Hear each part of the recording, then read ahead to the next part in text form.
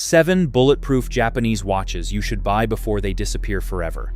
So, what will you do? These 7 watches are special, but they are getting harder to find anyway. Get them and become a legend. Lose them and you'll regret them. Let me tell you about them. Number 7. The watch that survived barnacles. 6 years after a diver lost it in the ocean off Sydney, somebody found it. Washed up on Long Reef Beach, crusted in barnacles, the original strap long gone, and it was still running. Divers tell stories like this all the time, and most of them don't survive a second retelling once somebody checks the facts. This one did. That watch was Citizen's challenge diver, and it isn't marketing folklore dressed up for a press release. Citizen tells this story on its own official site because the watch did something almost nobody expected. It kept time after years abandoned on the ocean floor, with actual sea creatures growing across the case and bezel.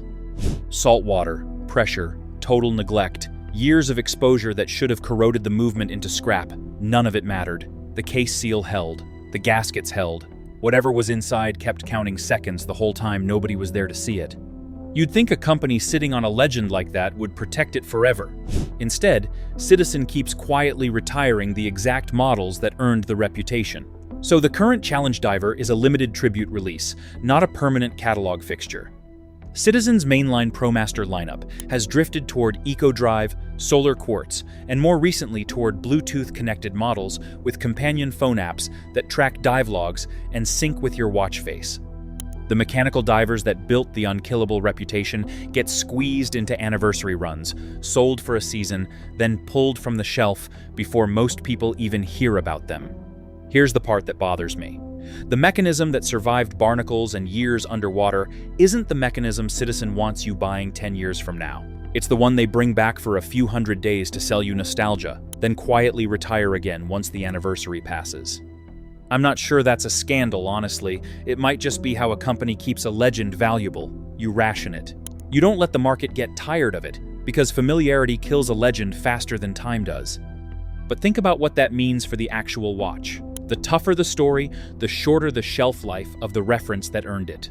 A dive watch that outlasted its own owner's expectations gets treated like a limited drop instead of a permanent tool. Notice that pattern.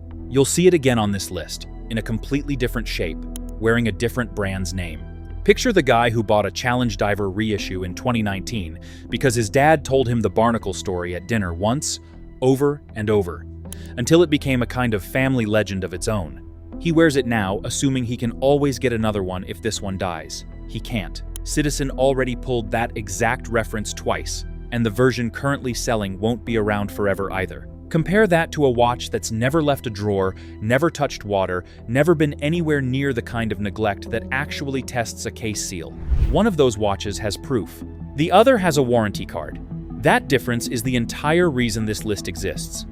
Every watch below earned its spot the same way this one did. Through actual abuse it wasn't supposed to survive, not through a marketing department deciding the story sounded good. Would you trust a watch that survived barnacles more than one that never left dry land? If you want the barnacle bloodline, the honest advice is simple. Buy the current reissue while Citizen still makes it, because the brand has shown you twice already that it doesn't keep these around for long. That one at least got a proper send-off. The next one is still for sale right now, and almost nobody realizes the countdown already started. Before we move on to the next part, let me tell you this. Most people don't realize this, but buying a watch the wrong way can cost you thousands, and you won't even notice it until it's too late. That's why I created a complete insider guide to buying watches. The goal is simple. I'll help you stop guessing and start buying smart. You'll find the guide in the pinned comment and description. Now, let's move on to the next part. Number 6. The Square Casio won't leave alone. Project Team Tough started in 1981 with a simple, almost stubborn goal. Build a watch that survives being dropped and don't stop trying until it works. 2 years and roughly 200 failed prototypes later, the first G-Shock was born, and the square case that came out of that project is still, decades later, the shape everyone pictures the moment you say the word indestructible. So here's the strange part. Casio never lets the square sit still. The classic DW5600 and GW5000 use electroluminescent backlighting that same soft blue glow G-Shock fans have loved since the 90s. Casio's newer U-series reissues quietly launched in Japan in January 2026 before rolling out internationally. Swap that glow for LED modules instead. Small change on paper, real change underneath. The exact lighting technology that gave these watches part of their identity is being phased out module by module, watch by watch, without a single press release ever calling it a discontinuation. And then there's the price. In 2025, following new tariffs on imported goods, Casio quietly raised prices across nearly its entire US lineup. The classic DW5600BB and the GA2100 both jumped from $100 to $110. The GBM 2100 went from $250 to $280. Even the humble, a 158, a watch that sold for under $30 for years and outlasted 3 generations of smartwatches, ticked upward too. Nobody announced a shortage. Nobody announced a discontinuation. The tax just showed up on the price tag, quietly, the way these things tend to. I keep coming back to one specific detail, more than any other part of this entry. None of this happened because the Square failed at anything, and it's worth being clear about that before going further. It didn't. The DW5600 still survives drops that would shatter watches costing 10 times as much, and it still will next year. It's disappearing in the boring way, not the dramatic one, which honestly might be worse. A dramatic ending gets a headline. A boring one just gets quieter every year, until you look up and the watch you wanted from a specific catalog year simply isn't listed anymore. A module swapped here, a price bumped there, a JDM release that takes months to reach the US, if it reaches at all, while collectors overseas pay import fees just to get the version everyone actually wants. That's the quiet version of the same instinct you'll see repeat all through this list. Something works too well to kill outright, so companies chip away at it instead, slowly enough that nobody notices until the version you actually wanted just isn't sold anymore. The real irony sits right there in the name. G-Shock exists because one engineer got tired of watches breaking from ordinary drops. 45 years later, the thing quietly breaking underneath the toughest watch on the planet isn't a case or a crystal. It's a supply chain decision made somewhere in a spreadsheet, nowhere near a drop test. Do you still wear the exact watch you had as a kid? So, if you've been putting off buying the classic Square because you figured it would always be there in exactly the same form, this is the part where I tell you that assumption was already wrong the moment Casio filed the first paperwork on the U-series modules. The version worth grabbing now is the last EL backlit Classic before the LED modules finish the swap completely. Check the exact model number before you buy. It's a small detail, and honestly, it's the whole story of this entry in miniature. Casio at least still sells the tough stuff, even at a higher price. The next name on this list stopped existing as a company altogether, and most of its own customers have no idea. Number 5. The company that legally stopped existing. On the 5th of November 2025, Seiko Epson's board of directors quietly approved something that sounds bureaucratic until you actually sit with it.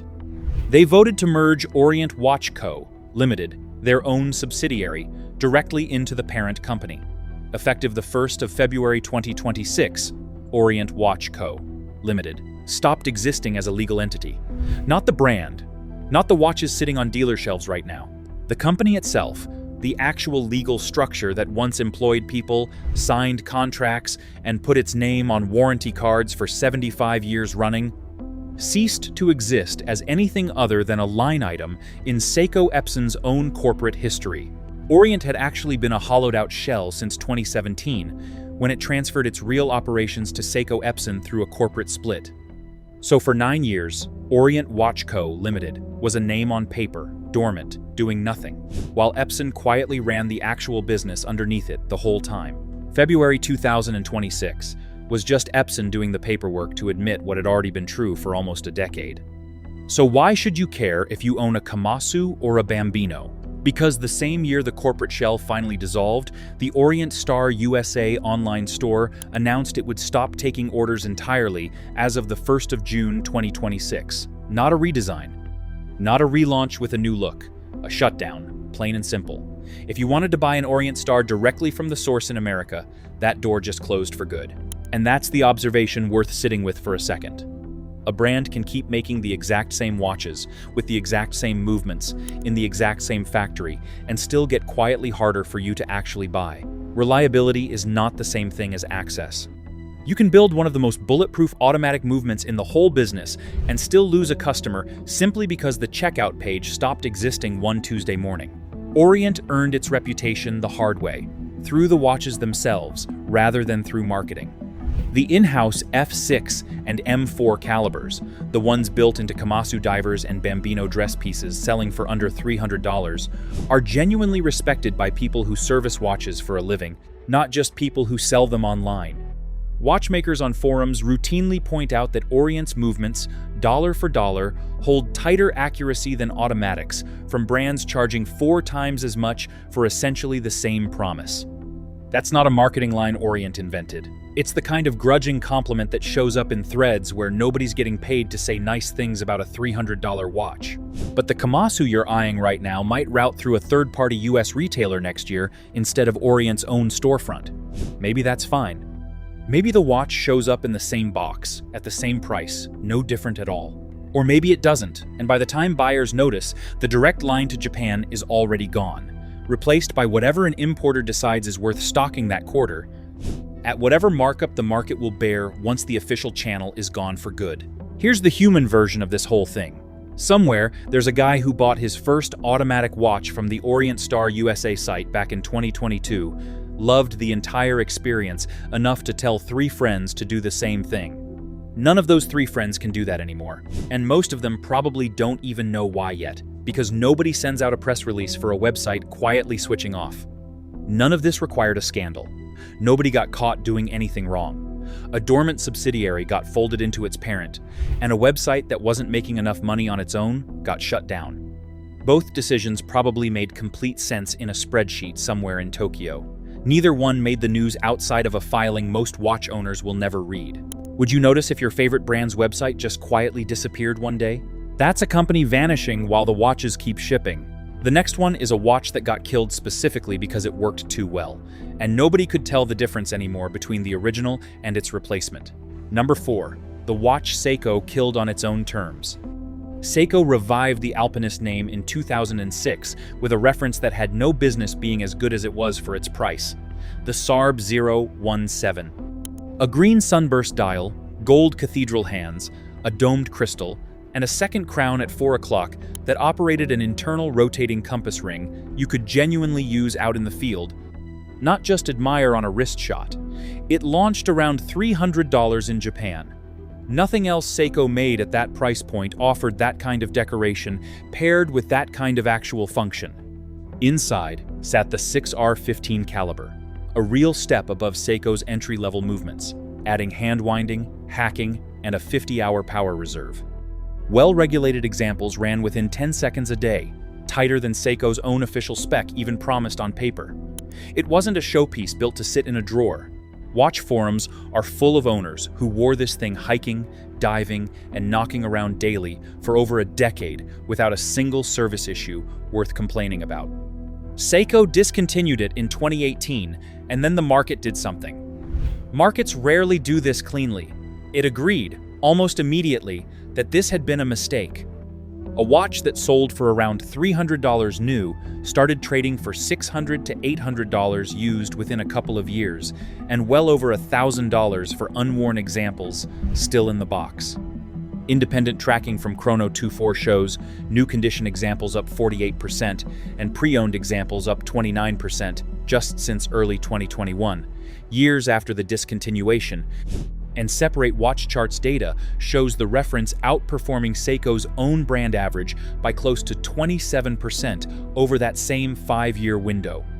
For a watch nobody bought as an investment, that's a strange kind of vindication. Nobody wearing a SARB 017 hiking through actual mountains in 2010 was thinking about resale charts. They just liked the compass, and the fact that it kept working after a decade of being knocked against rocks and stuffed into backpacks. So why kill it at all?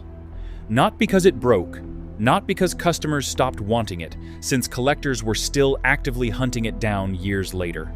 Seiko replaced the SARB 017 with the SPB 121, a Prospex-branded successor that's larger, uses the newer 6R35 caliber with a longer power reserve, and, by most collector consensus, feels like a genuinely different watch wearing the old one's name and borrowing its reputation. That's the pivot worth noticing here. Seiko didn't abandon the idea behind the Alpinist. It repackaged the idea, sold it at a higher price point, and let the original quietly become a line item marked discontinued on secondary marketplaces everywhere. I don't think that's some grand conspiracy dreamed up in a boardroom. It's simpler than that, and a little sadder too. A watch this specific, this well-loved, this cheap to make relative to what it actually delivered, was never going to survive contact with a company that needs its margins to grow every single year. And so it didn't survive, no matter how many people loved wearing it. Picture the person who bought a SARB 017 in 2015 as a graduation gift to themselves after finishing a mountaineering trip they'd trained for all year. They still wear it today. They have no idea it's worth nearly 3 times what they paid for it, and honestly, they wouldn't sell it anyway even if they knew. That's the real proof this watch worked. Not the resale chart, climbing month after month. The person who never once bothered to check the resale chart. Would you sell a watch that means more than it's worth?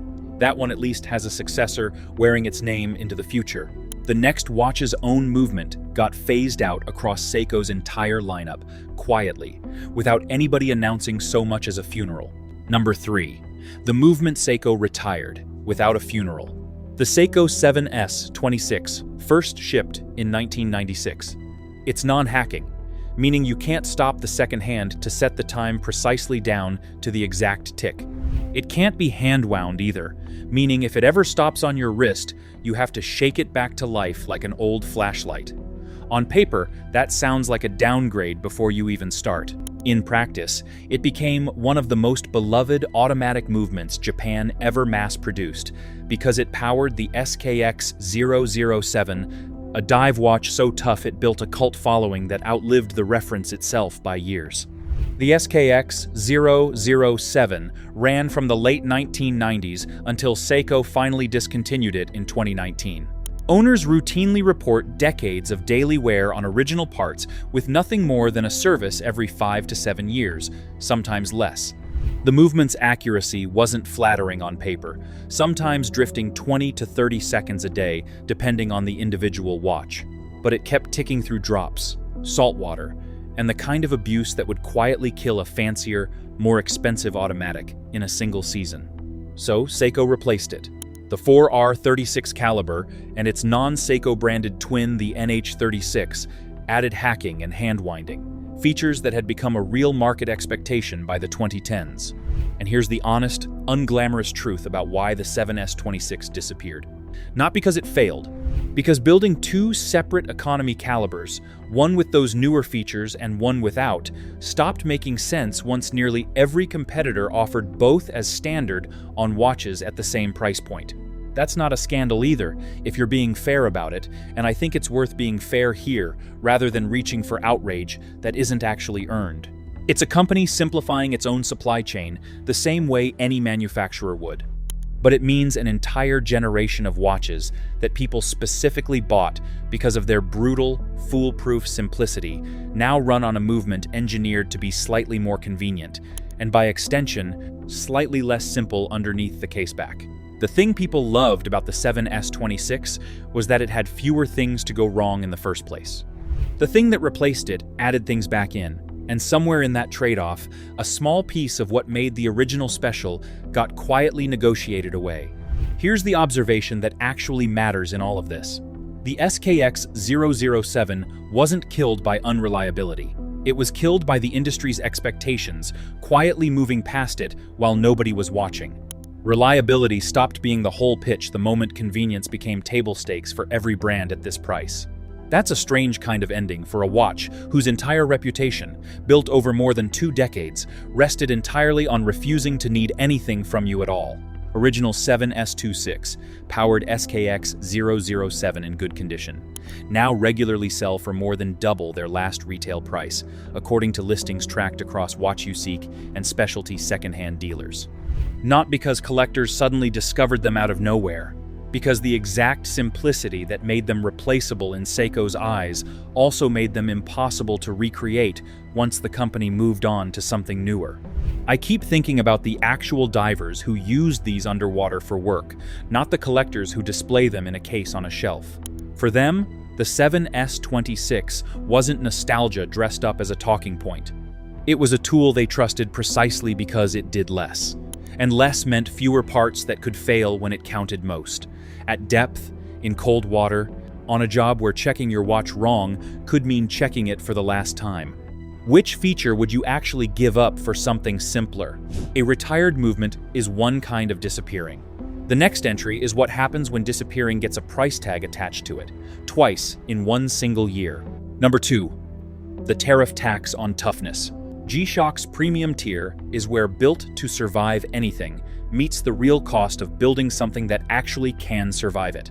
The Frogman line sits at the top of that pyramid, a diver's watch engineered with the kind of shock resistance and pressure ratings that make the mainstream squares look almost like toys by comparison. And in 2025, its US price jumped $700 in a single pricing update, landing at $6,500 for the flagship reference. It wasn't alone. The titanium square MRG B5000D climbed from $3,500 to $4,000. Its sibling, the MRG B5000R, went up $500 to $3,500. This wasn't a redesign, it wasn't a materials upgrade, or a new feature justifying the jump. This was Casio absorbing new tariffs on imported goods and passing the cost straight down the line to buyers, quietly. The same week authorized retailers updated their own listings to match the new numbers. Some retailers moved faster than others. A few kept selling at the old price for weeks before anyone at head office seemed to notice, which tells you how quietly this whole thing rolled out in the first place. So here's the thing worth sitting with for a moment. These watches didn't get tougher overnight. They didn't get new features or better movements. The engineering underneath a Frogman sold in July 2026 is functionally the same engineering that sat underneath the exact same reference a year earlier, tested against the same pressure ratings and the same drop specifications. What changed was a number on an invoice somewhere in a supply chain most buyers will never actually see, and that number turned into $650 extra sitting on a display case in a mall.